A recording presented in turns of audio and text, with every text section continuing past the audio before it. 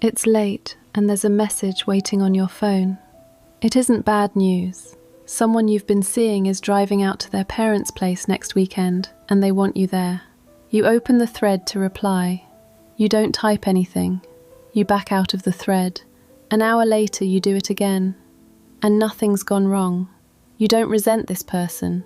Yesterday was good. But between reading that line and setting the phone down, the room got smaller. In the morning, you ask the question you always ask. Why do I want to run the moment things start going well? If you've had that night, or you've been on the other side of it, this one is for you. Let me tell you up front where this ends. It isn't that a person like this doesn't love. It's that they learned love was dangerous. We usually talk about people like this the other way around. Cold. Unavailable. Someone who doesn't know how to love. Then researchers started hooking people up to monitors, and what came back was closer to the opposite. So today, 2 things. We'll change what the word avoidant means, and you'll leave with one small thing to do on the night you want to run. Here's the picture to hold on to before we start. At the exact moment someone looks most indifferent, their body is not indifferent at all. The story starts with one man. John Bowlby was a British psychiatrist, and he's the reason the word attachment means what it means to us now. But the part of his story that stays with you isn't the theory, it's his childhood. Bowlby wasn't raised by his parents. He was raised by a nanny named Minnie. By most accounts, he saw his mother for about an hour a day. So for that child, the world was Minnie. When Bowlby was 4, Minnie left the house. He later said that losing her felt close to losing a mother. At 7, he was sent away to boarding school, and years later, he reportedly said he wouldn't send a dog away at that age. So attachment theory didn't just come out of a laboratory, it came out of something he was still carrying, which is why Bowlby spent his life on one question: why does a baby cry? Most of us were taught something else. A crying baby is asking for attention, and if you keep picking them up, you'll spoil them. Bowlby thought that was exactly backwards. Crying isn't a demand, it's a signal, a very old piece of machinery for bringing a protector close when the world feels unsafe. So here's the question that follows. What happens to a baby who sends that signal and nobody comes? They don't cry harder forever. They turn the signal off. When crying doesn't bring anyone running, a baby starts to cry less, asks for less, learns to play alone, early and well. To the adults in the room, this looks like an easy child, a good child. But the calm isn't contentment, it's rationing. The child is spending less because less comes back. Bowlby isn't the only name here. There's a second person. Mary Ainsworth was a developmental psychologist who worked with him, and what she did was make attachment something you could watch. In Baltimore, Ainsworth recruited 26 families and visited each of them over the baby's first year. Several hours at a time, again and again, mostly just sitting there watching. What she saw in those homes became a 20-minute lab procedure called the strange situation. A mother and a baby go into an unfamiliar room. A stranger comes in. At some point, the mother steps out. A few minutes later, she comes back. The thing Ainsworth watched for wasn't whether the baby cried. It was what the baby did when the mother returned. Most babies go straight to her. Even the ones who were sobbing settle quickly and go back to their toys. Those are the ones we call secure. Some babies stay upset even while being held, angry and inconsolable. That pattern gets called resistant. And then there was a third group. The mother leaves and they barely react. She comes back and they don't go to her. They turn their heads slightly. They keep playing with the toy that was already in their hands. Those are the avoidant babies. And in that room, they look like the calmest, most independent babies of all. That's where most of us draw the obvious conclusion. That one's independent. That one just isn't very attached. Then the researchers wired them up. In 1977, 2 researchers named Sroufe and Waters measured the babies' heart rates during that procedure. The avoidant babies had heart rates just as high as the ones who were sobbing.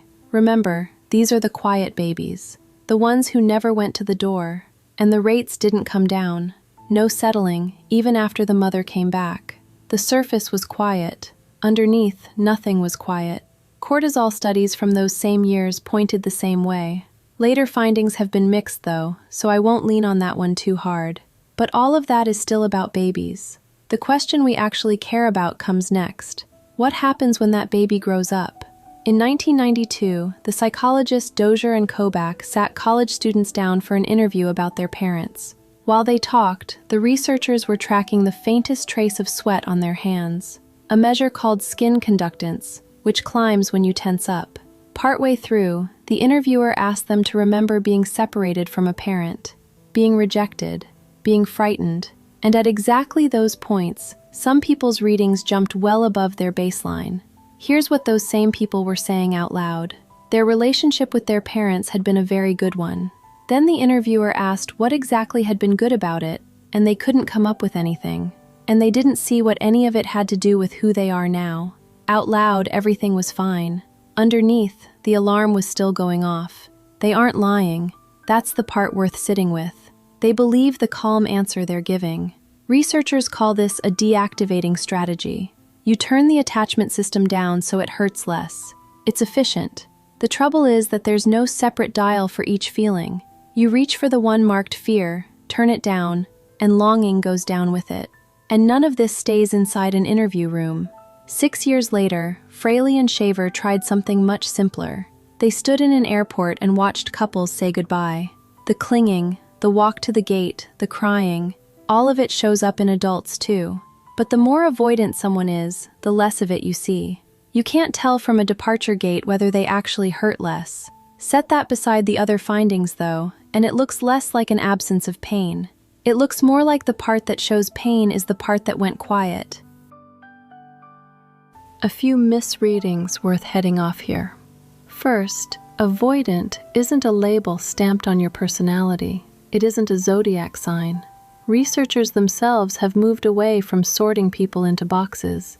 Attachment is a matter of degree. It shifts with who you're with, and it shifts across a lifetime. Second, this isn't an invitation to send your parents the bill. If you turn it into a case against your parents, it won't get you very far. Bowlby wasn't looking for someone to blame.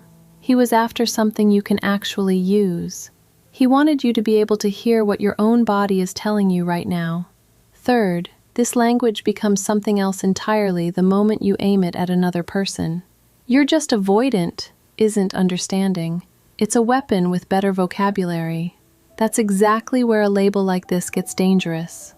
And here's the most honest thing I can tell you. Naming it doesn't make it hurt less. A name isn't a painkiller. It just lets you stay in the room a little longer. So what do you actually do? For that, I want to bring in one more person. Erich Fromm was a German-born psychoanalyst, and in 1956 he published a book called The Art of Loving. His complaint is simple. People treat love as the most important thing in their lives and assume there's nothing to learn about it. Just something you fall into, if you're lucky. Fromm thought the opposite. Love isn't a feeling, it's an art, something you study and practice and get better at, the way you'd study music or medicine. That difference matters more than you'd think. If love is a feeling, then a person who doesn't feel it is broken. If love is something you learn, then a person who doesn't feel it hasn't been taught yet, and you can start very small. So here's the one thing you might take with you. What if, on the night you want to run, you tried naming the urge instead of ending things? One sentence would do. Right now, I'm scared of getting closer. I'm not tired of this person. And here's why that sentence specifically.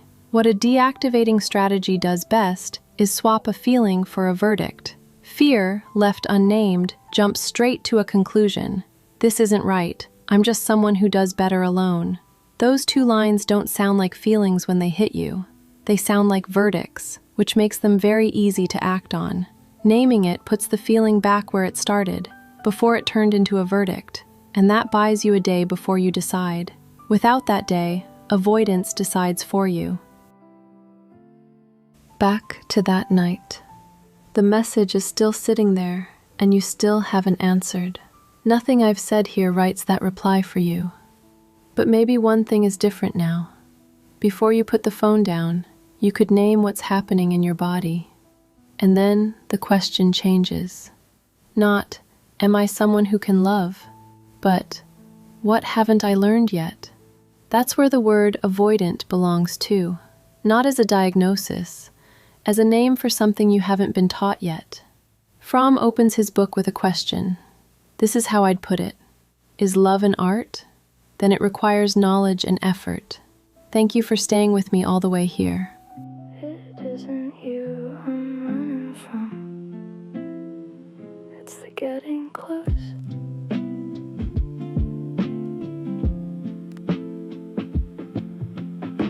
Opened the box, typed nothing, closed it, opened it again an hour later. Nobody did a single thing wrong tonight. The room just got a little small.